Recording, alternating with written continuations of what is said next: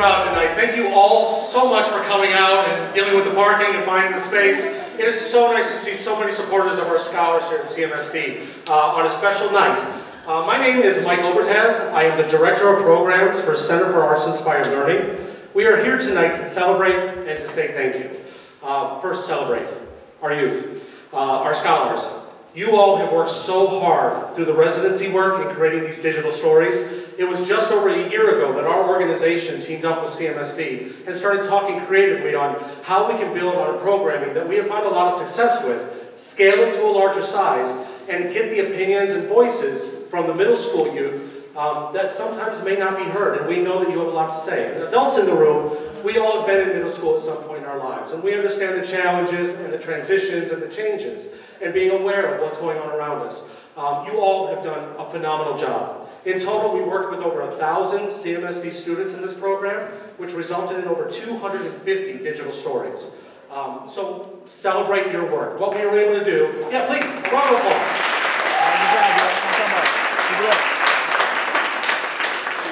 It was very important that we heard from your voice. We wanted to hear from you, but we wanted you to do it in a very thoughtful, researched, very concise way, and to come up with a conclusion or resolution at the end as well. And in the end, how do we become better citizens? How do we take more responsibility for our communities? And you did it through a very fun process. Essay writing, which became the scripts, downloading images, researching the data, and putting it all together in a cohesive story. Also, we want to say thank you. Thank you, most importantly, to the parents for coming out and supporting your kids. Everybody, if we can give a round of applause to the parents.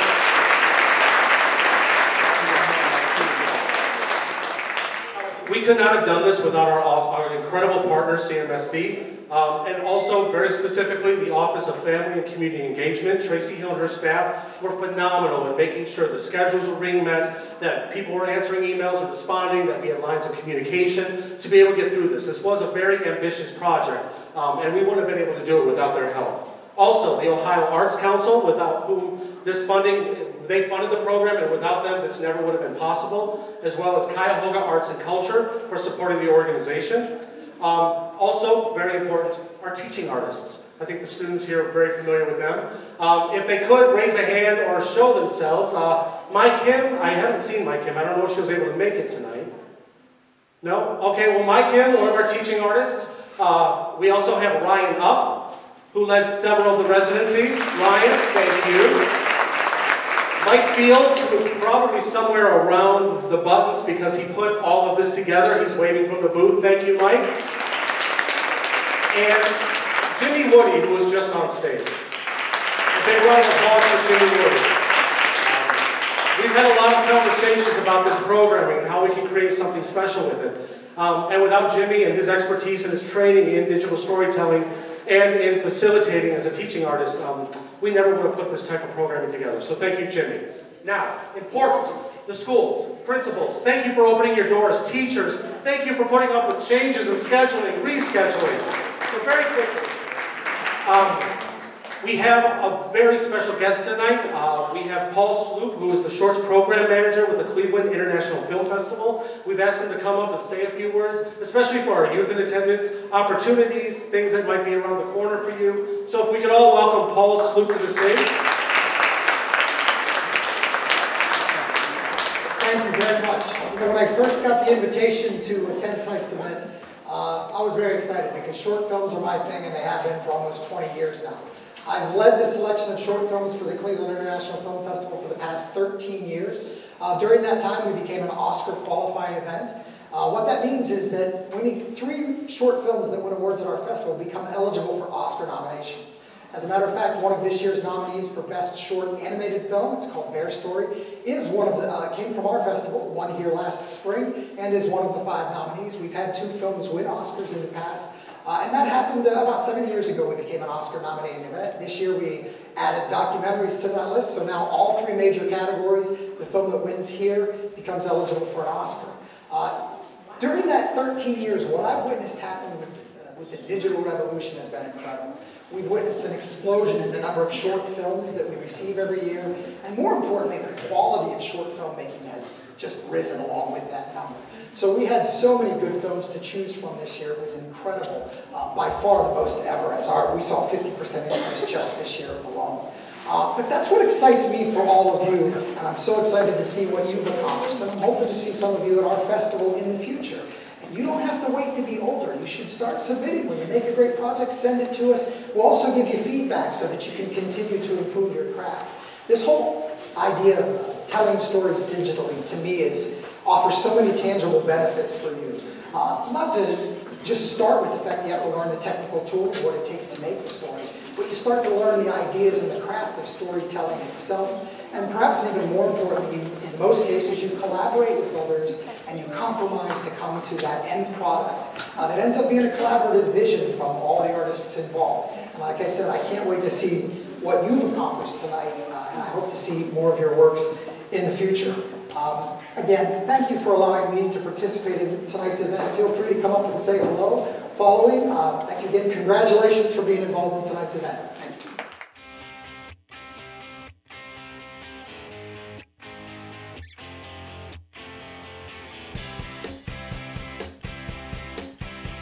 What is a digital story?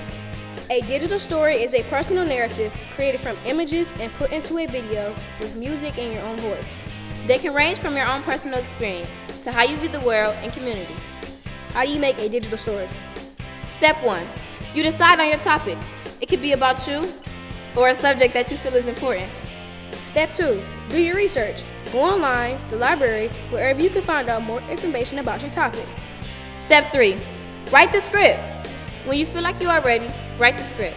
Don't just state facts, tell a story. Give us your personal view on the subject.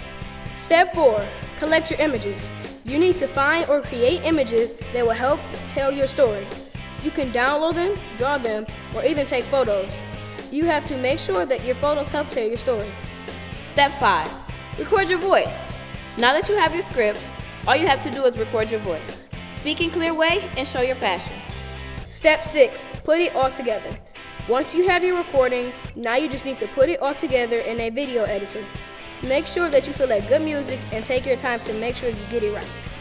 Step 7. Share your story. After you finish putting it together and turn it into a video, now all you have to do is share your story. You can upload it to the internet, show it in class, or even have a film festival. Digital storytelling is a fun way to get your voice heard and to share how you feel to the rest of the world.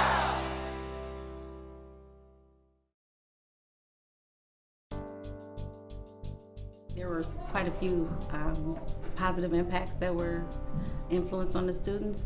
One major one is that it motivated them to be very active and involved from beginning to end, which is kind of rare. I mean, it's something that we try to do all the time, but it was very nice because the program allows students to be hands-on, but also take charge of the program from beginning to end and own it. There was also an instance where there was a young man who was like, he was like, I don't want to do this, putting his head down. He wasn't doing anything, and Mr. Bodie went over there and was talking to him and, like, come on, get into it, and, and then he kind of laid back off of him and continued to work with the other groups.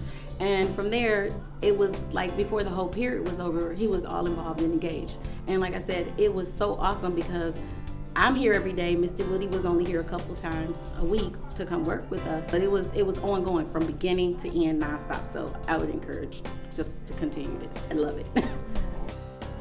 My favorite part when we was recording and we was talking and then we was having fun, like interacting with each other. What I learned was how to work together and come together and help each other. I have a great student, but his behavior often gets in the way of a lot of things that he can get done. This project made him a rock star. It was his group that won. And the pride that we saw yesterday when it was announced that he was one of the winners, oh my goodness, it was just gorgeous because it was success after he had had so many days of no success in the traditional type of classroom setting. that he does meet success when it's hands-on, when it's creative. So we saw how he really did come together as a student, and we realized that that's the kind of project he needs almost every day, just because, yes, he has to do that traditional stuff that we're expecting all students to do. But in the end, I think we have to look at what is the best way for all of our students to be as learners. And I think he really emulated that in saying, I am going to be that great quote.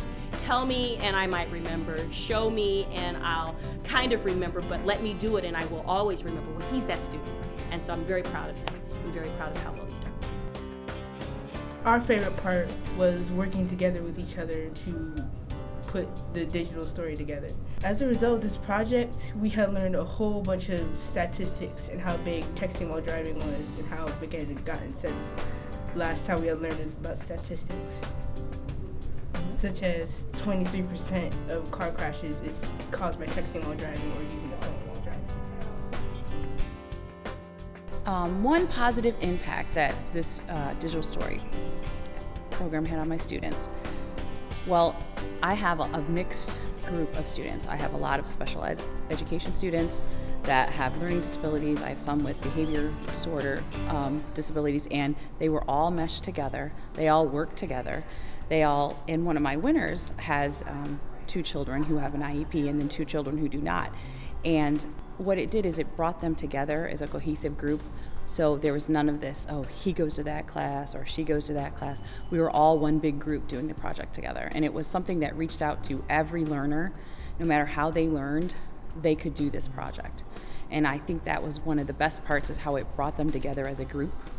And it enabled them to see everybody learns just in a different way. Just because they learn in a different way doesn't mean they're not as intelligent as you, they can't do the same work as you. It's just everybody has their different style of learning, and they've been able to, as students, see that they can, everybody learns. It's just in a different way. So I think that's been a real positive aspect. It had a great impact from the first day to the last. I would say from the first day, I noticed my middle schoolers were able to just kind of let go and be themselves. Mr. Woody came in and they did some activities, artistic vocal exercises, and to watch almost every student in the room give in, let go, and participate, it was a really, really great sight to see. And I think that they let walls down that day, that as the weeks went on and we continued to work on the project, I got to see sides of them that I didn't normally get to see, and definitely not before that day. The teaching artists, they were flexible, they were responsive, all of the different needs of my students. I have a very diverse population, culturally, racially, but also in their personal needs. And I was able to see the resident artists respond to those needs. I had a group of students who were just reluctant writers, reluctant readers, and the second day they were huddled around a computer and they were working intently. I had to take a picture of it and just kind of take that moment in memory so that it would stick with me for the weeks to come. I saw them do things that they had never done before, and I don't think it could have been done without not just a skill set, but also an attentiveness to what the students needed in real time. And I felt like every day was like that. There was a plan, but it revolved around what the students needed. My favorite part of creating my digital story was working with my teens, because they're all my best friends and they like family. My favorite part of working with our artist teacher, she was very encouraging. When we had trouble with a subject, she came and helped us. Ms. McKim was very informational. She told us where to find information, including TED Talks, so they were very interactive. One thing we learned with this program was different ways to edit and ways to add pictures and videos. As a resident teaching artist, the biggest impact that I saw was the excitement of the students coming in every day and looking forward to creating something. I think there's something to be said out of hands-on creation that you can't really get out of math or science or other subjects in school. So I think this unique opportunity where they actually could make something and put their name on it and feel proud of it was a huge impact, and I think something that made them look forward to coming to the residency every day. My favorite part of the video was going online and getting the pictures offline and just putting them out there and just looking at them, it's amazing. Do not, if you're being a bully, do not hit somebody or call them bad words or take something from them without asking. The positive impacts that I saw overall were, yes, the kids' excitement to do digital stories, but also the teachers' excitement in getting the students to collaborate on different stories, and the fact that they all had to work together in certain situations that they might not have ever really worked with certain students. So to see the overall excitement of collaborating and almost being like filmmakers was really exciting for me to see. My favorite part was picking out the pictures for the project. One thing that I learned was how to edit my story.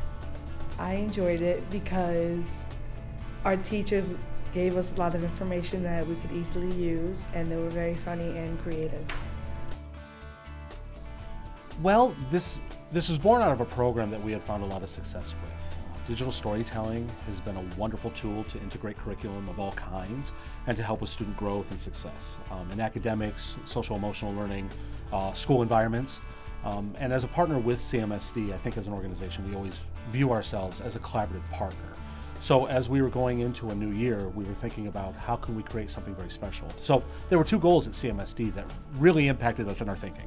One of those was social emotional learning, and another one was increasing community and parent engagement. And knowing our success in the past from digital storytelling, we had a lot of freedom in this program that although we had, I think the program started with this as a 5-day residency, knowing that we were working primarily through our resident artists and even our roster artists that were engaged in this program, they all were so dedicated to this that they were willing to come in on extra days, extra times to come in and work with these kids, even individually if they were having issues or if some of the groups were falling behind, the artists would make time to come in and make sure the work was done. I think schools recognize that as an organization, the partnership comes first, the youth success comes first. So I know in moving forward, with the schools that we work with, we're always going to have a better rapport and better partnership, and that the doors are open and that we can always talk about new ideas. We can talk about what their goals are, and I think that they feel more comfortable knowing that we're always integrating curricular goals into the art forms to be used as a tool for student success.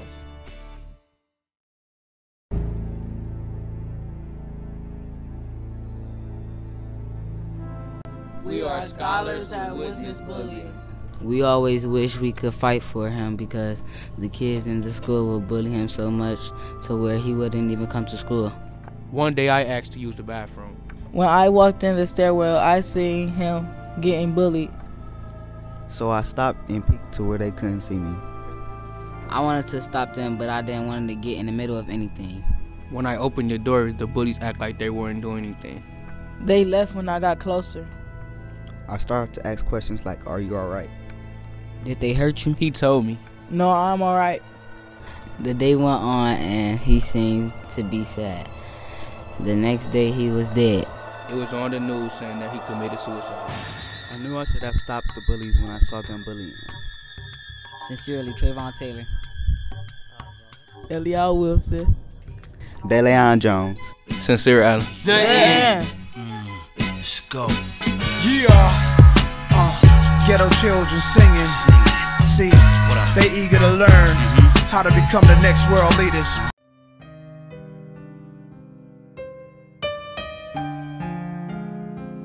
What is divorce to us?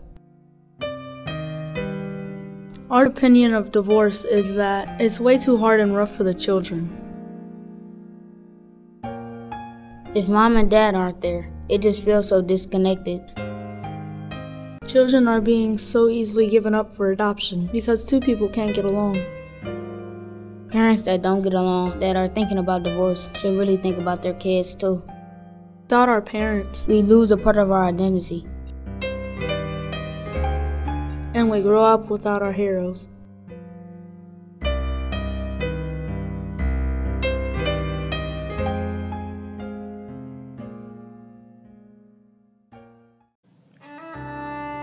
Teen pregnancy.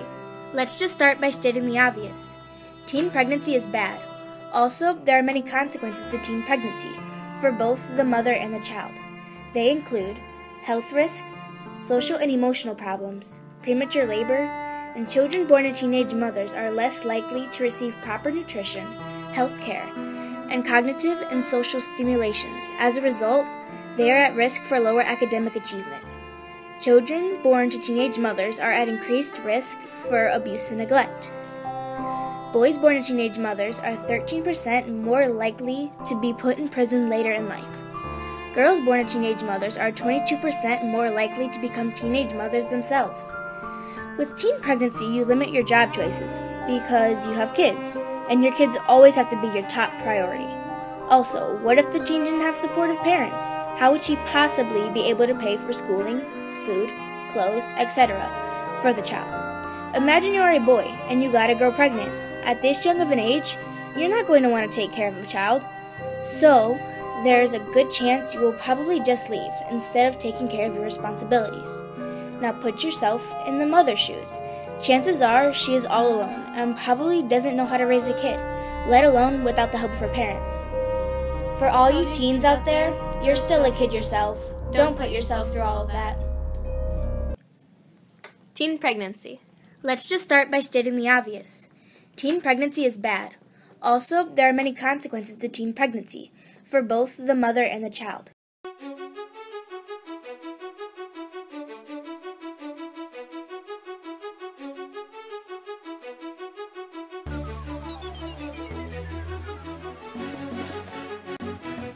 Bullying is calling people names and making fun of someone. Hitting someone or taking stuff without permission. This is what it looks like.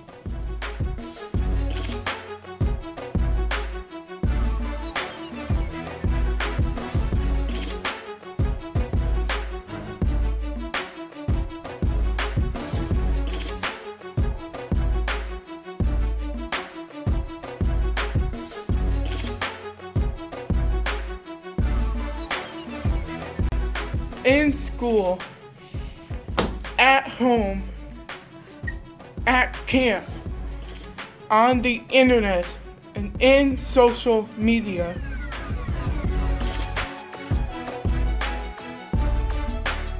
Speak up. Good. Speak up.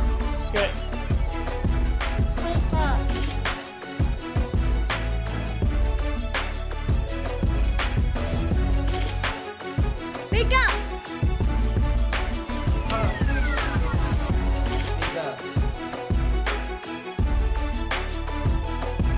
Stop bullying.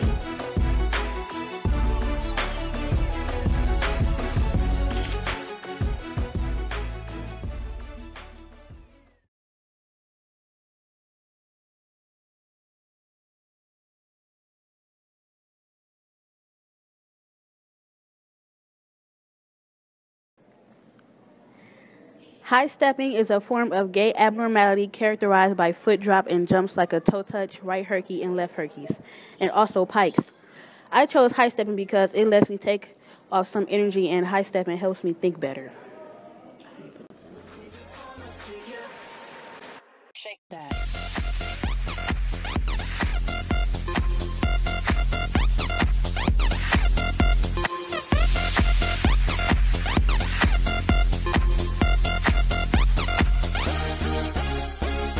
In the club, party rock. Looking for the girl, she on my jock. Now stop when we in the spot. Booty moving weight like she on the block. With a drink, I got to know. Tight jeans, tattoo, cause I'm rock. Half black, half white, diamond now. Hip hop is a dance where you can do your own thing in dancing. Let's say one of your friends were feeling down and they wanted to express how they feel. They would dance in a way that everybody would want to join them.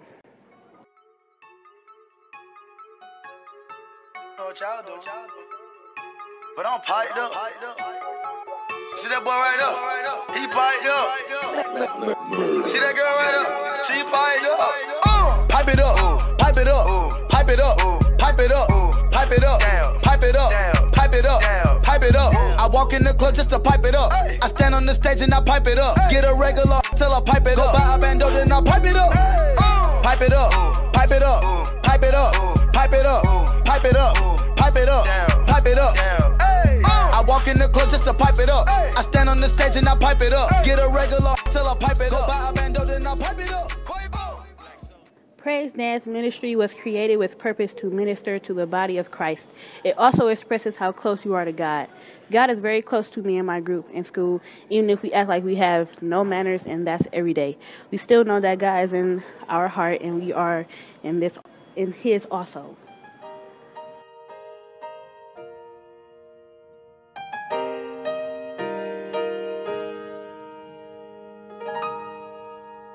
There's a voice that cries out in the silence, searching for a heart that will love Him, longing for a child that will give Him their all, give it all. He wants it all.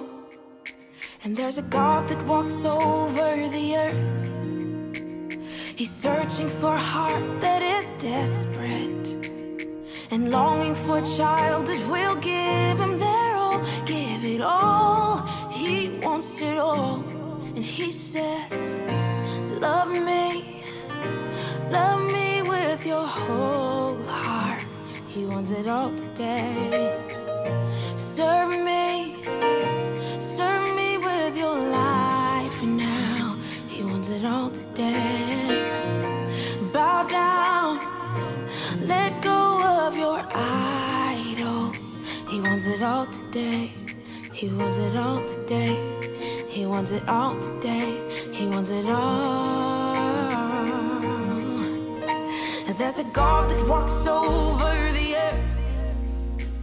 He's searching for a heart that is desperate.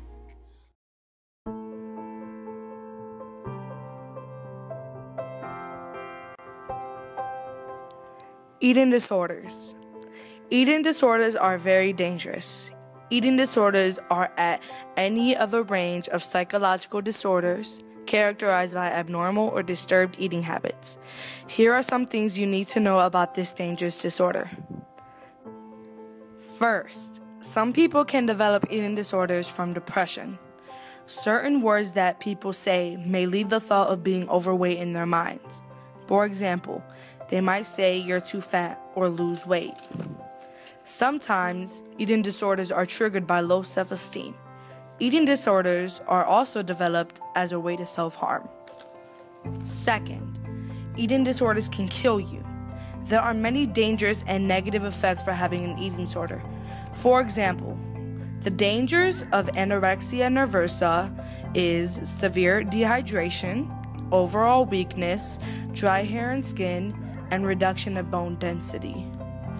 Third, some eating disorders are known that if you have it, you're skinnier than the average person. You can usually see the person's bones from how skinny they are.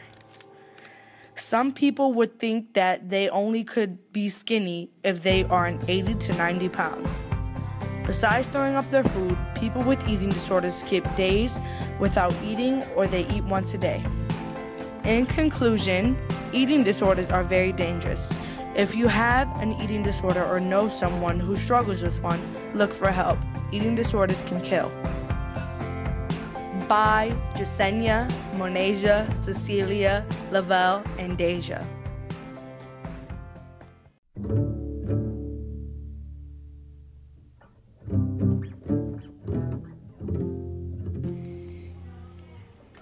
Children are suffering from a hidden epidemic of child abuse and neglect. Every year, more than 3 million reports of child abuse are made in the United States, involving more than 6 million children. A report of child abuse is made every 10 seconds. More than 5 children die every day under the age of 4. About 30% of abused and neglected children will later abuse their own children, continue the horrible cycle of the abuse. 14% of all men in prison in the United States were abused as children. 36% of all women in prison were abused as a child.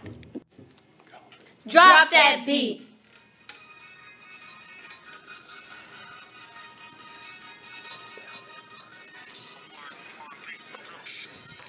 More than 5 children get abused every day. I wonder how it feels when they take in the pain. Man, it's kinda crazy how their parents go insane.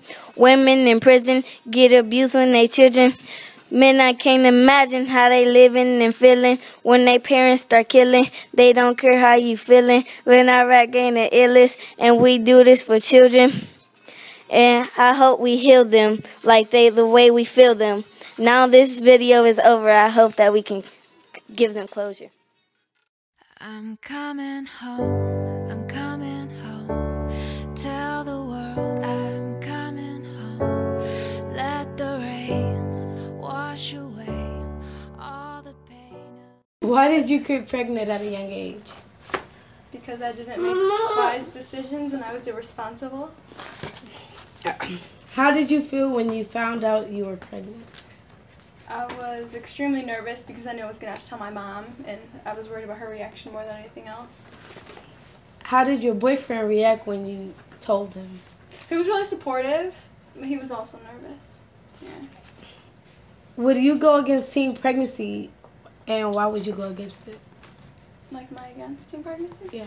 I am, because I feel like younger people have a lot more to live for. Like, my life right now is very strict, and like I don't have time for anything. I don't get to hang out with friends. I don't get to do anything that a normal teenager would do.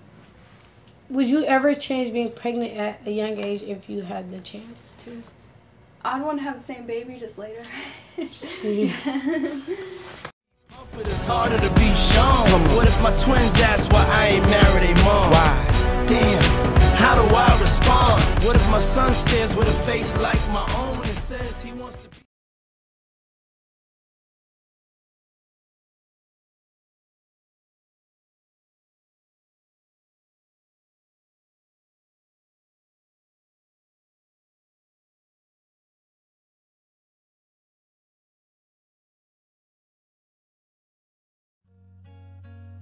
I thought that I've been hurt before, but no one's ever left me quite this sore.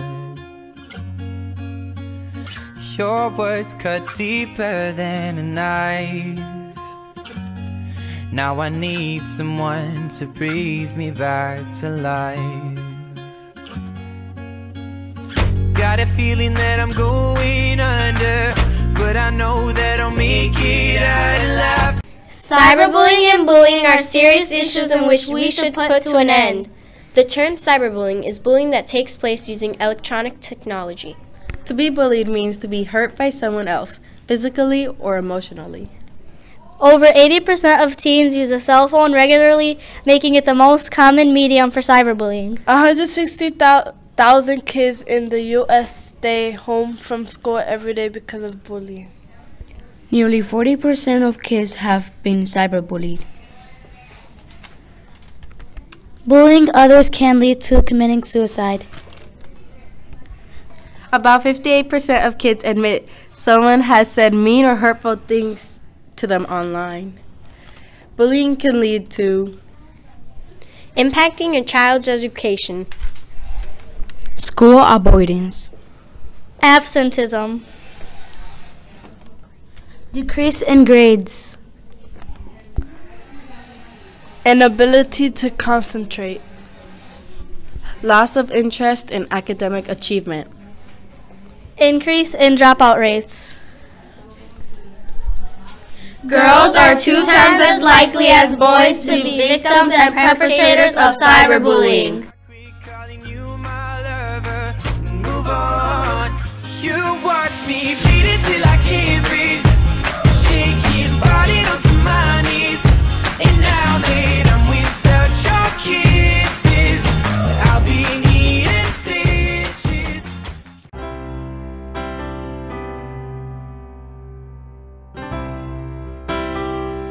Animal abuse is wrong. Just because a dog can't speak doesn't mean you should abuse it. Animals such as dogs are getting abused by their owners. We should appreciate animals. What would we do without them? What you actually don't know about animals is that they are loving and caring when you give them respect. We know this from personal experience. I was walking home from school and I saw my neighbor choking their dog on the gate. Is that right? No! I witnessed my cousin hitting her dog on the nose. Is that right? No! Animal rights are very important. Animals need a good home, loving family, and a safe environment. Come back. Don't back away. I know, because Animal rights are very important. Animals need a good home, loving family, and a safe environment. Stop animal abuse before it goes too far.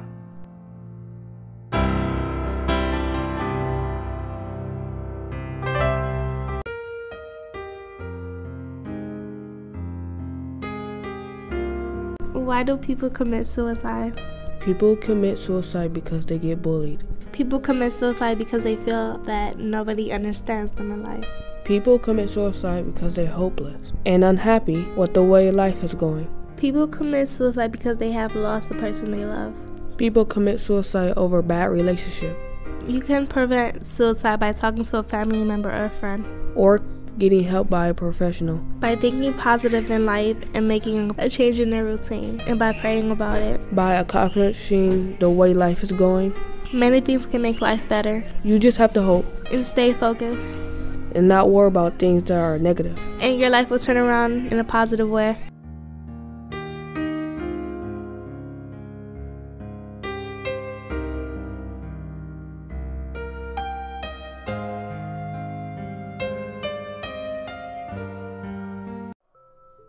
Okay, yeah.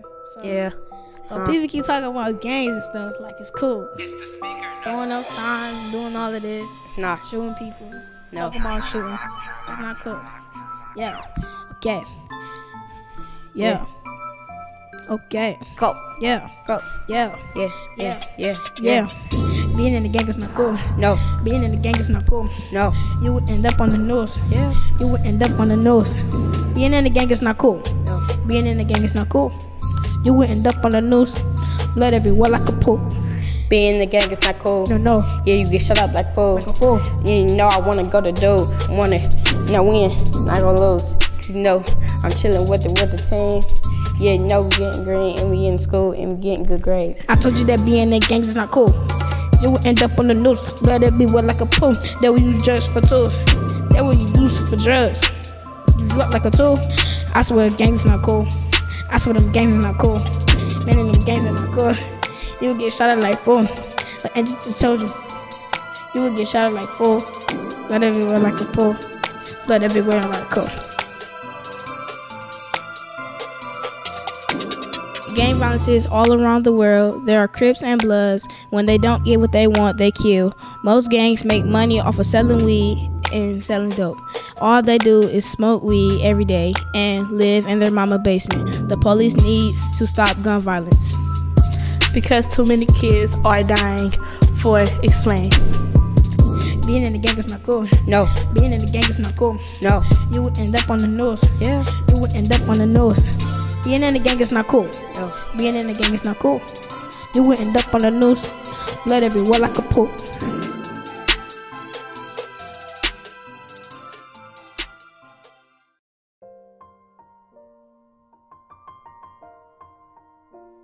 They endure abuse day after day, year after year, for more than a decade in the time since their escape. Amanda Berry, Gina DeJesus, and Michelle Knight have shown time and time again that they are survivors. Amanda Berry was rescued from a home where she was held captive for 10 years.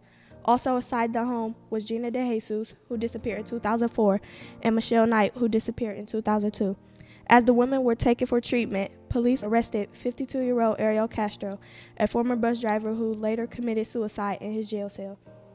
Amanda Berry gave birth to a baby girl named Jocelyn while she was held captive in the Cleveland home on Seymour Avenue, delivered by another one of the young women, Michelle Knight. The girls were happy being free from 10 years of horror in the house on Seymour Avenue. The girls will never forget the tragedy that happened to them. We feel sexual harassment is a very horrible thing. It's just sad thinking that anyone could do that to human beings. These women lost 10 years of their life during their captivity in a home of a 52-year-old evil man. We hope these women could forget about the tragedy that happened to them. Our opinion about sexual harassment is that sexual harassment is a very bad and horrible thing to commit dealing with the things that happen to these innocent girls. Sexual harassment is a disgusting thing, and we hope it never happens to anyone else.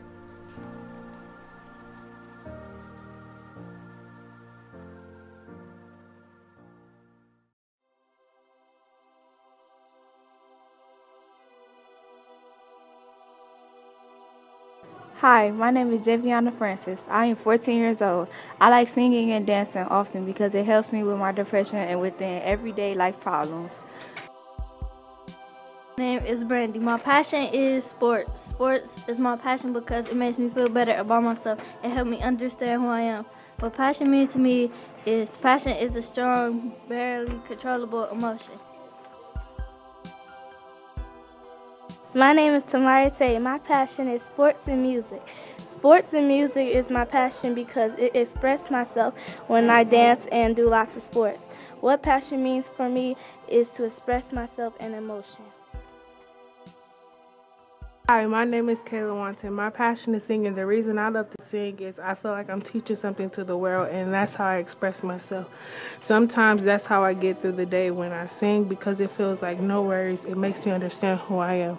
That's my passion. What passion means to me, it helps you express yourself and say what you want and say what you mean.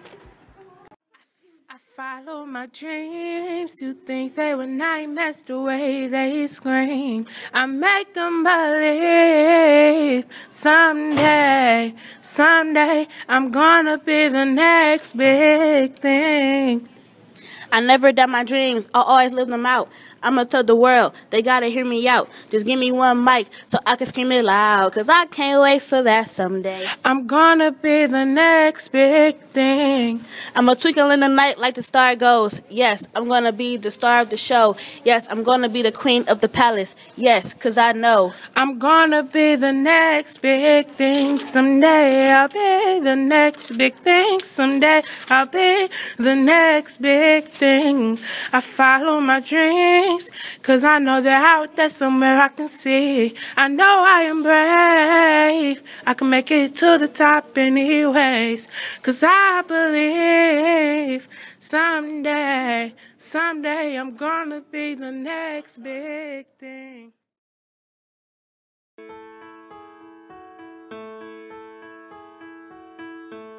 Why is it important to volunteer? It's good to volunteer because you can't feel good about yourself.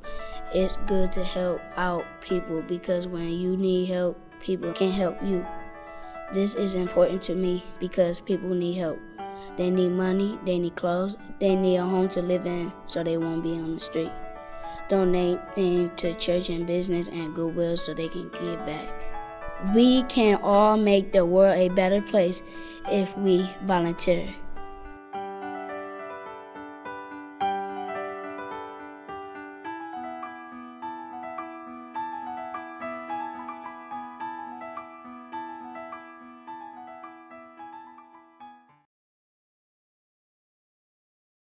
Women are trafficked by being promised things such as education or a better life. Victims are being passed from country to country, from ring to ring, moving further away from their home country. Trafficking victims can be physically and emotionally harmed, which is caused by the trafficking. About 70 to 80% of human trafficking is for sex. A trafficker can earn 20 times of what they paid for a victim that they bought. 80% of trafficking victims are female and 50% are children. Family members often sell children into the sex industry. She was just 13. How did you get here? How did you become to work in Bar Martini and then sort of do sex work after? How has it come about?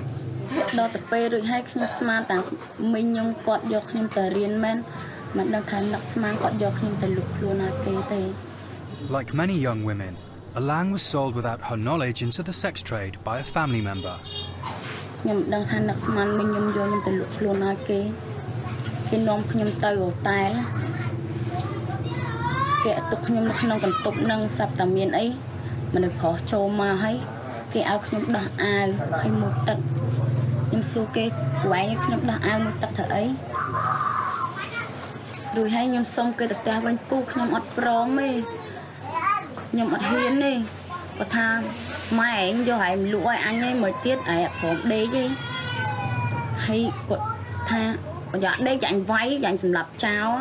And human trafficking is fueled by poverty and gender discrimination. Also, corrupt governments will often help traffickers forge illegal passports and identification documents.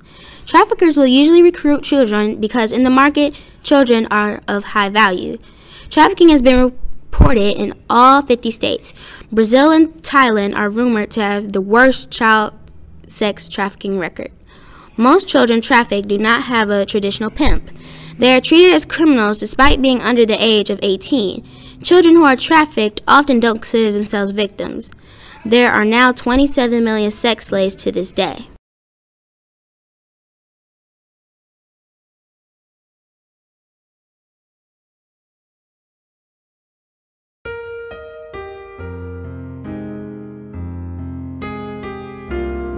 Gang violence. Gang violence is bad.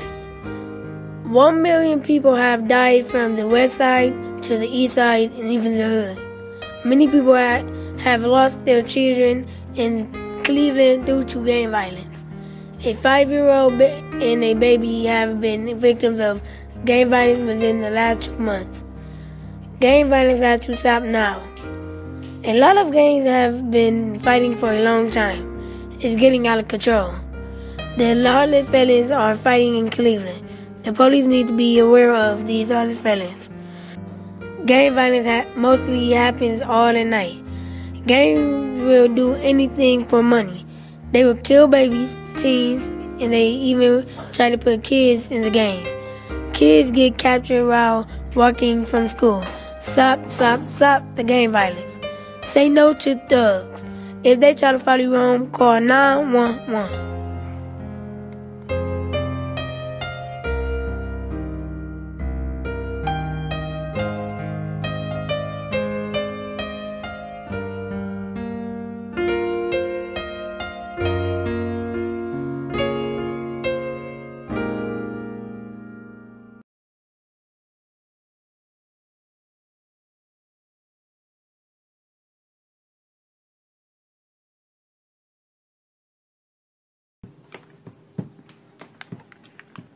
I'm just a young man playing video games. I just shot a dude online. I ain't even know his name. Some people do dumb things just to get fame, and they get all their ideas from playing GTA.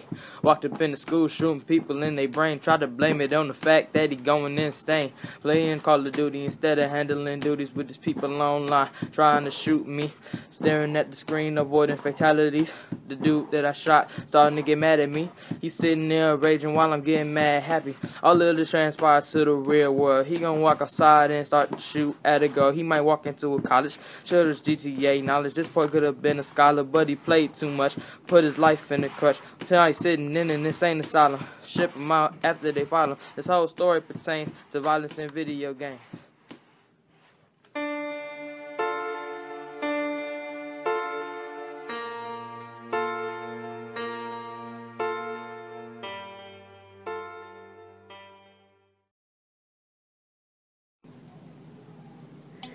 Texting while driving, the act of composing, sending, or reading a text message while driving.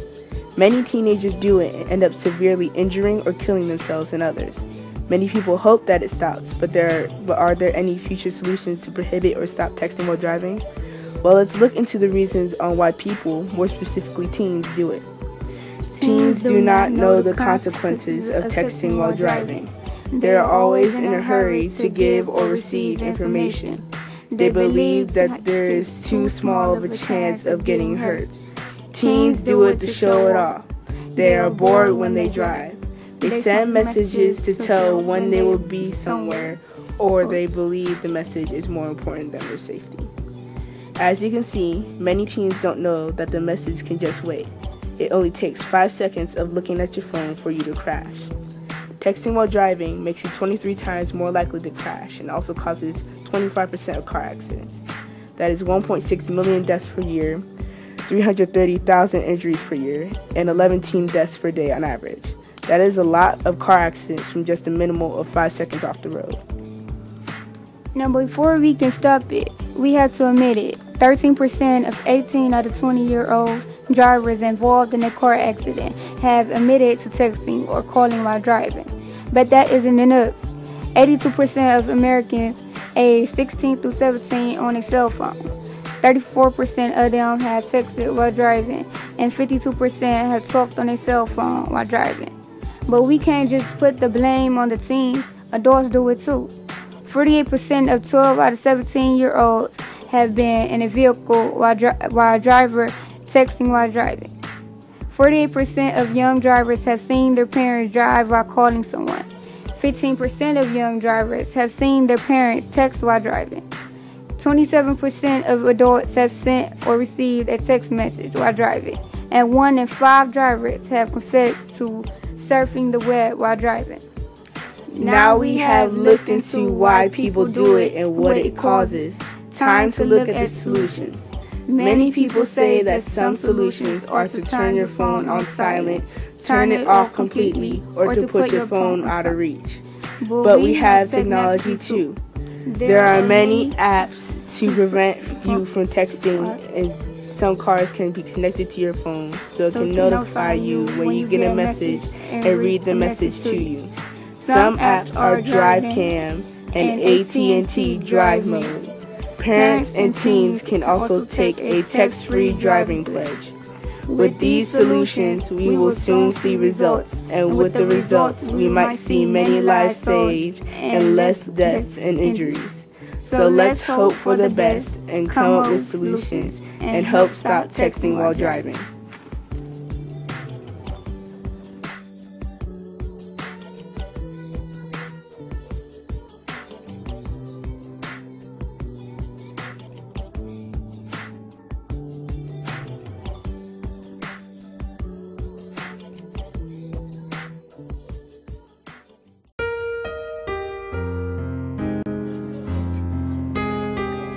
Child abuse. Child abuse is sexual or emotional mistreatment or neglect of a child or children.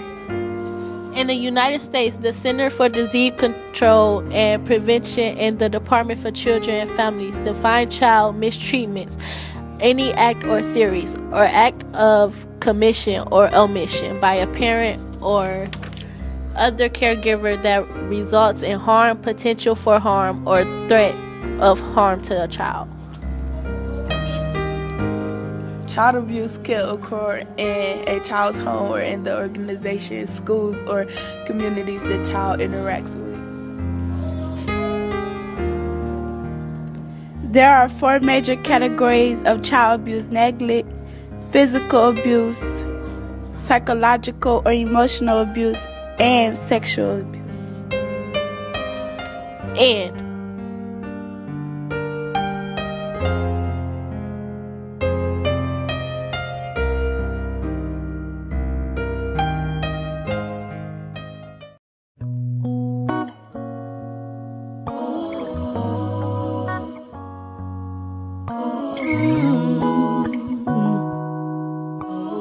topic is about the killing of kids in Cleveland and how the families are supposed to grieve.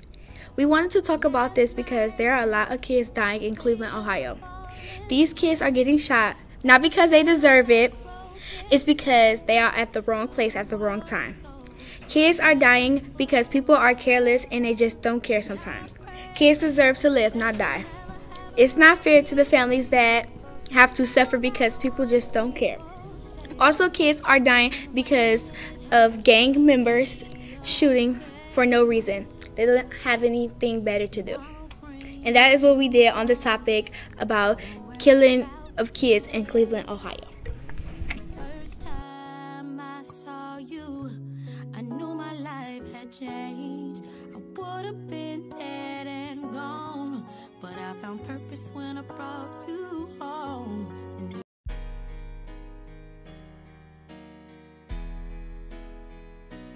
Why are fathers important? Fathers teach boys how to be a man.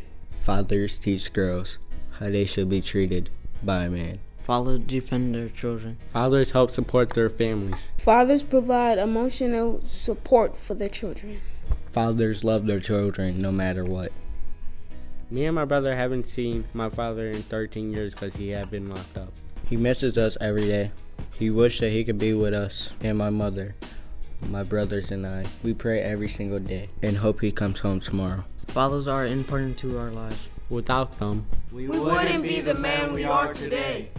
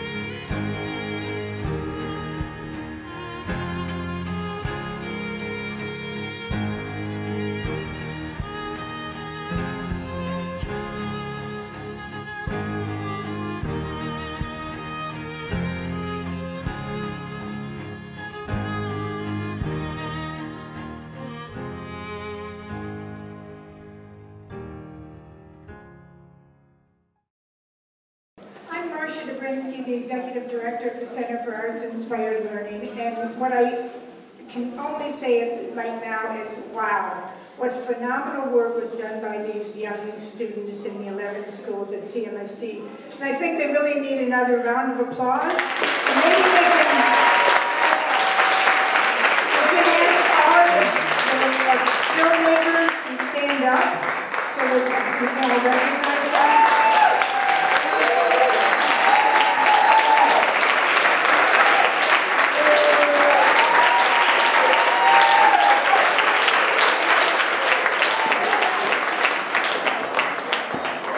I know it's getting late, but so I just want to say a couple things before I introduce the last person on the program.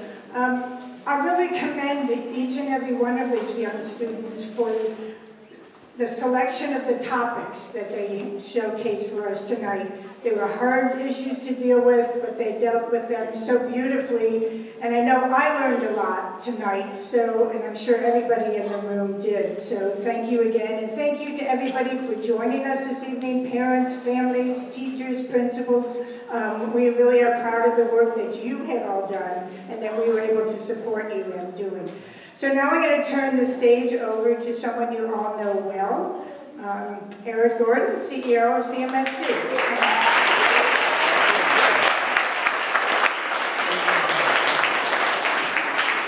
Good evening, ladies and gentlemen. I think the only thing I can think to say is wow.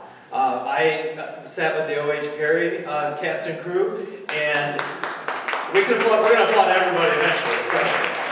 And I can tell you, the people around us went through that range of emotion about, how fun one video was and then how sober another video was and how important every one of them was. Your teachers and other educators actually on a professional day actually just did our training, I did my training on child abuse, and we learned exactly the things that you just told us in these stories. You are telling the real things that not just young people, but adults also are actively talking about and trying to make better. I want to just close the program by saying thank you to a large number of people. I'm going to do it in groups and quickly. First, if we could just ask everybody from the Center for Arts Inspired Learning, our teaching artists, and all of the center staff, Marcia and your team, if you would all stand and be recognized. I'm going to ask you to stay standing. Let's recognize them, please. And stay standing.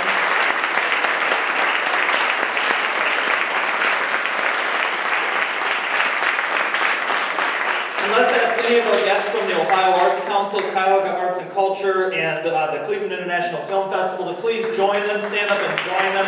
We could not do this without them, so thank them.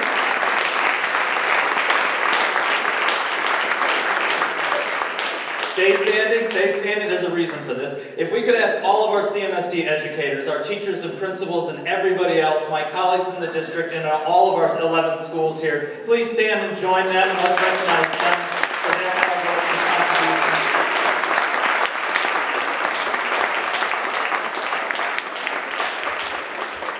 Parents, families, and caregivers, if you would stand and join them, that means every adult should be on their feet at this point. All of our adults.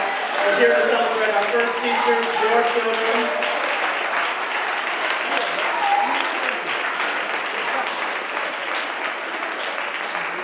Student scholars, look around you. You're getting a standing ovation.